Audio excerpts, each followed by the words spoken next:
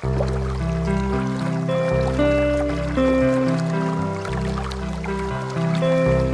fanan'Andriamanitra, asan'Andriamanitra ao am-posy ao an-tsaina izay tempolon'Andriamanitra, trano fitoeran'Andriamanitra, anjakany ary manapaka ao ihany koa izy. Galatiana 5:1-2 ny vokatry ny fanahy ka ny faharoa amin'izy io dia ny hoe fifaliana ao aorianan'ny fitiavana. Raisintsika ho tombontsoa zany hoe manana fifaliana tsy hoe satria nafinaritra ny zavatra iray, tsy hoe satria nisy zavatra nafinaritra ny tontolo manodidina na ny atao hoe nisy nampifalifaly, fa mafinaritra ny hoe vokatry ny fanahy zany.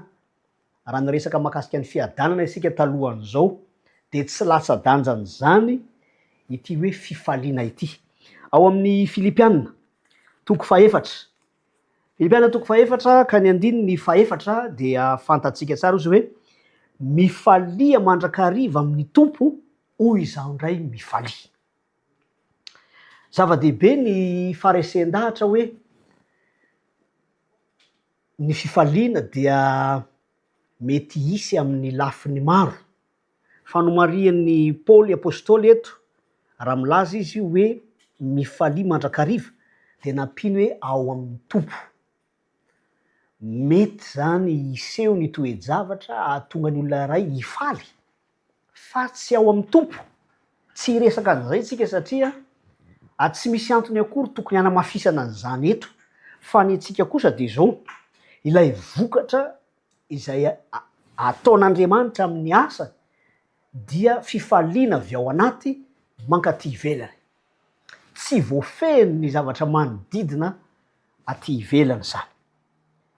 Mahafinaritra ny mahafantatra fa azo atao tsara ny manana fifaliana na dia eo azy ny toe-javatra manodidina.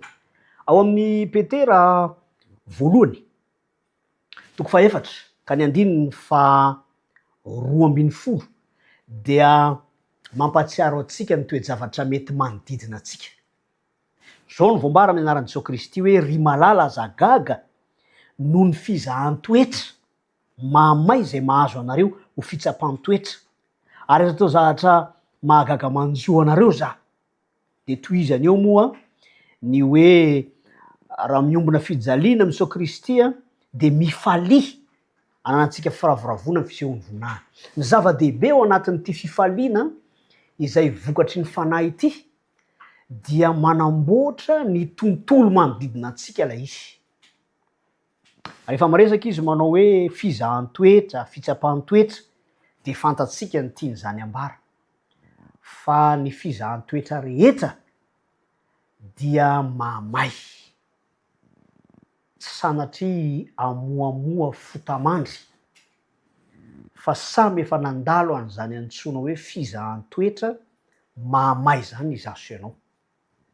Fa amin'ireny fotoana ireny indrindra no ilantsika ny antsoina hoe fifaliana tsy vokatry ny maha-olombelona izay mandalo fahoriana sy fijaliana atao hoe fanaintainana aza. Sarotra zany. Fa ny fanontaniana mipetraka dia manao hoe azoko atao ve ny mbola manana fifaliana ao anatin'ny firaisako fijaliana amin'i Jesosy Kristy. Tsy maintsy ho asan'ny fanan'Andriamanitra izany.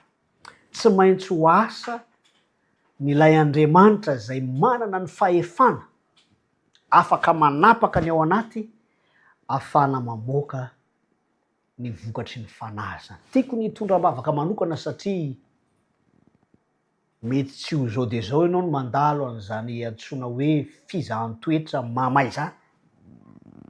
Mety ho tamin'ny lasa ihany koa ary hirariana mba hizotra ampifaliana ny fiainana.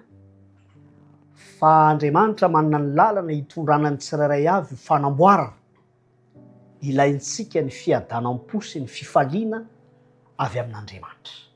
Koa tiako ny iombavaka aminao amin'izany manasa ampitiavana.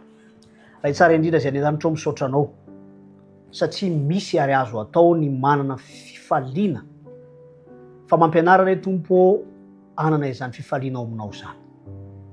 Anaiky ny asan'ny fanahy vokatra hiteraka fifaliana eo amin'ny fiainana. Ibaiko ny tontolo manodidina anay izany. Ama olombelona voafetra Tompo dia mila an'izany izahay. Koa raha sitraka ao dia mba tanterao ary mampianara anay hatrany amin'izany amin'ny anaran'i Jesosy Kristy. Amen.